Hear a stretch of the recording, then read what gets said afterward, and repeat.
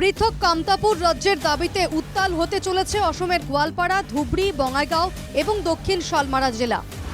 জাতীয় সড়ক এবং রেল অবরোধের হুঁশিয়ারি কামতাপুর রাজ্য দাবি সমিতির। অসম, পশ্চিমবঙ্গ এবং বিহারের কোচ রাজবংশীদের 30 থেকে 34টি সংগঠন এক হয়ে এই আন্দোলনে নামবে বলে হুঁশিয়ারি।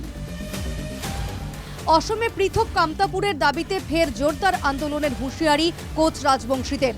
আগামী 28 এবং 29 জুলাই পরবর্তী কর্মসূচি নিয়ে আলোচনা। বিজেপি সরকারের তীব্র সমালোচনা কামতাপুর রাজ্য দাবি সমিতির মুখ্য আহ্বায়ক লক্ষীন্দ্র রায়ের। 28-29 তাৰিখত আমি এটা আমাৰ ষ্টেট কাউন্সিল বহিম। এই ষ্টেট কাউন্সিলত আমি কাৰ্যসূচী নিৰ্ধাৰণ কৰিম। আগৰ পৰা চৰকাৰে কৈ আছে জীৱন সিংহ যিহেতু অকলে আহিছে, তেওঁৰ লগত অস্ত্ৰ নাই, অমুক নাই, তমুক নাই আদি কৰি বিভিন্ন বিভিন্ন ধৰণৰ বাহানা দিছে। সেই বাহানা এতিয়া নাই। এতিয়া যিহেতু তেওঁৰ লগত DL কোচো ইতিমধ্যে আহি পাইছে, তেওঁ গুৱাহাটীত আহি আছে। দুইটা গ্ৰুপে একলগ হৈছে, মিল হৈছে। এতিয়া DL কোচ, জীৱন সিংহ যিহেতু একেলগে হৈছে, তেওঁলোকক লৈ এটা শান্তি আলোচনা, ভাল সন্মানজনক শান্তি আলোচনা অনুষ্ঠিত কৰিব লাগে ভাৰত চৰকাৰে।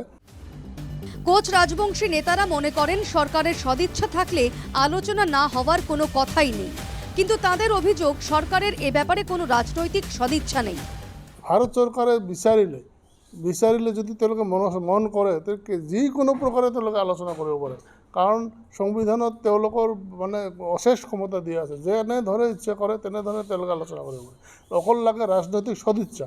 ৰাজনৈতিক সদিচ্ছা যদি থাকে, যিকোনো প্ৰকাৰে তেওঁলোকে আন্দোলন আলোচনাত আনিব পাৰে, আলোচনা কৰাব পাৰে। কিন্তু সদিচ্ছা যে নাই, এই কথাটো আমি একেবাৰে বুজা পাইছোঁ।